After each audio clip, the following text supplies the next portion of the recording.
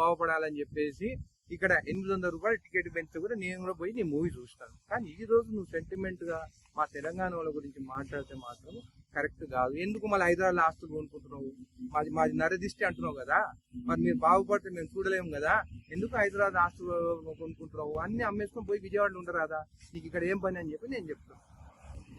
2024లో పొత్తు పెట్టుకున్నావు. నువ్వు సింగిల్ గా పోయి ఉంటే నీ పరిస్థితి ఏందో అందరు తెలుస్తుండే.